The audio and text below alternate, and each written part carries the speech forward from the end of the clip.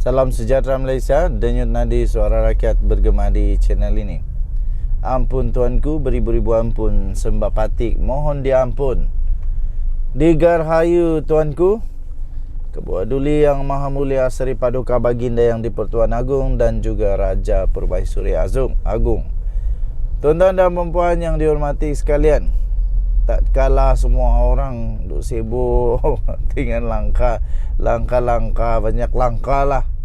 Akhirnya Ketua Duli Yang Maha Mulia Seri Paduka Baginda Yang di-Pertuan Agong mengeluarkan titah yang sentiasa dinanti-nantikan oleh seluruh rakyat Malaysia setiap tahun.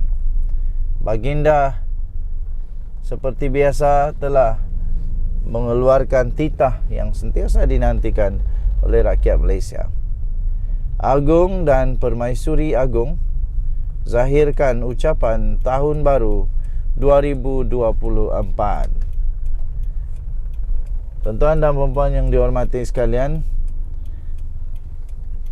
Yang di-Pertuan Agong Al-Sultan Abdullah Rayatuddin Al-Mustafa Billah Shah bersama dengan Raja Permaisuri Agung telah mengeluarkan titah, menzahirkan titah ucapan selamat tahun baru untuk tahun 2024. Baginda berdua juga turut mendoakan kesejahteraan seluruh rakyat negara ini. Menerusi poster yang telah dimuat naik di Facebook Istana Negara pada hari ini, Seri Paduka Baginda berdua mendoakan perpaduan dan keharmonian negara terus berkekalan. Baginda bertitah semoga seluruh rakyat dan negara dilimpahi keberkatan, kesejahteraan dan kemakmuran serta dilindungi daripada sebarang bentuk bencana dan musibah. Semoga juga dikurniakan keafiatan, perpaduan dan keharmonian yang berkekalan. Titah Seri Paduka Baginda Yang di-Pertuan Agong. Tuan-tuan dan puan yang dihormati sekalian, dalam titah ringkas ini yang saya bacakan itu, saya fikir titah itu panjang juga kalau full. Kalau titah yang dibaca secara lengkap mungkin agak panjang, tetapi ini titah yang diambil, yang mungkin diambil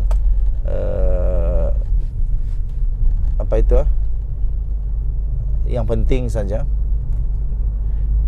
Apa yang saya nampak di dalam titah Baginda ini, titah ini tidak menyentuh apa-apa tentang politik tau.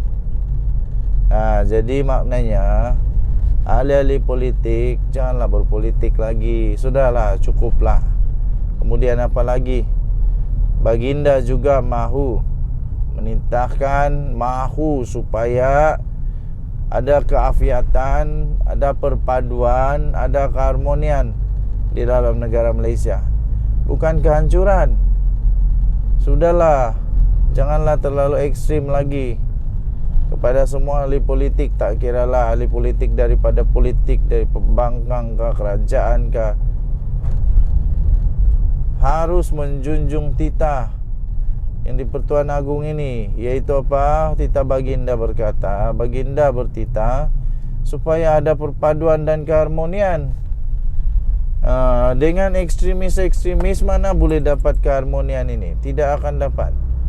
Harmoni yang hanya akan terjadi dengan toleransi, iaitu toleransi, lepas itu adanya kesederhanaan.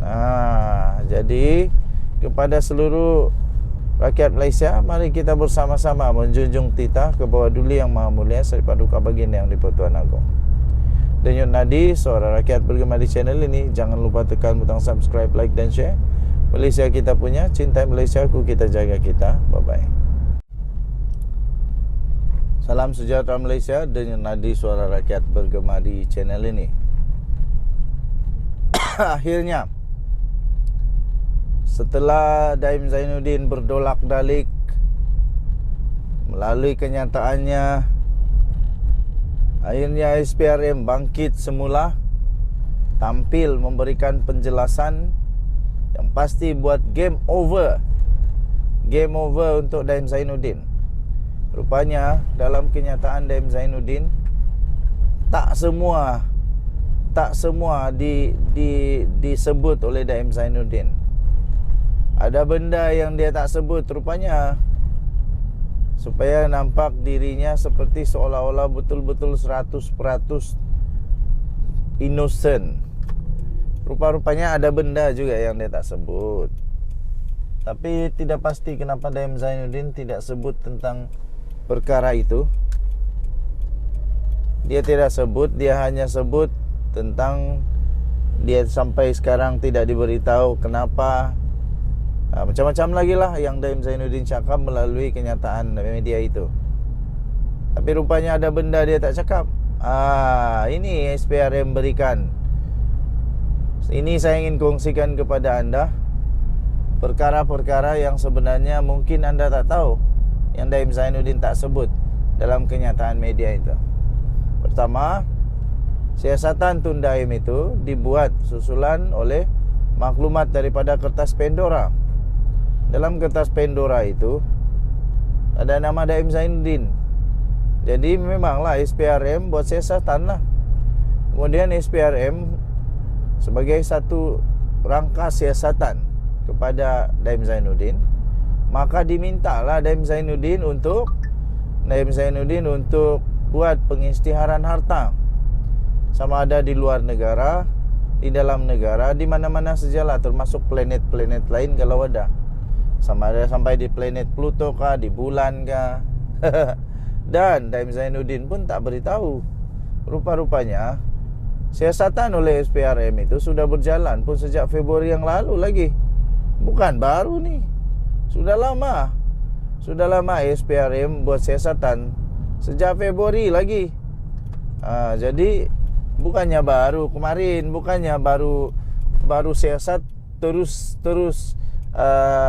sita menara ilham. Tidak. Siasatan sudah lama dibuat. Dan ada lagi perkara yang ramai tak tahu, yaitu tentang bagaimana siasatan itu dilakukan, sama ada Daim Zainuddin sudah diberikan peluang atau tidak. Jadi menurut Akta 694 di dalam Section 36/1/A, SPRM telah diserahkan notis kepada Daim Zainuddin pada 7 Jun lalu lagi, yang menghendaki beliau untuk mengisytiharkan harta, aset miliknya. Kemudian bagaimanapun Daim, yang Daim tak beritahu nih, Daim telah memohon kepada SPRM untuk lanjutan sebanyak 5 kali. Jadi maksudnya SPRM telah pun memberikan peluang kepada Daim Zainuddin sebanyak 5 kali kepada Daim Zainuddin untuk pengisytiharan itu. Bukannya terus-terusnya 5 kali nih. Orang biasa dapat 3 kali mungkin. Daim Zainuddin dapat berapa? 5 kali. 5 kali permohonan untuk penangguhan pengisytiharan tersebut. Tapi dia tak buat juga. Akhirnya tak adalah pilihan untuk SPRM selain daripada menyita menara ilham. Sebab dia sudah 5 kali diberi peluang, tapi tidak juga berikan kerjasama sepenuhnya yang terbaik kepada SPRM. Jadi itulah yang Daim Zainuddin tak beritahu. Jadi Daim Zainuddin sebenarnya sebelum buat kenyataan seperti terlalu innocent, perlu dulu memberitahu apa yang sepatutnya semuanya. Okey? Alright, boleh keluar. Hantar anak ke sekolah. Dorang keluar sudah. Okey, hati-hati memandu. Okey, ini hari pertama tahun 2024. Jadi sudah 5 kali sebenarnya. Sudah 5 kali sebenarnya Daim Zainuddin dapat peluang daripada SPRM, yang mana orang biasa mungkin 2-3 kali diberi peluang, Daim Zainuddin 5 kali. Jadi kenapa yang ini pula Daim Zainuddin tidak beritahu kepada dunia yang bahawa dia telah diberikan peluang sebanyak 5 kali? Denyut Nadi Suara Rakyat bergema di channel ini. Bye-bye.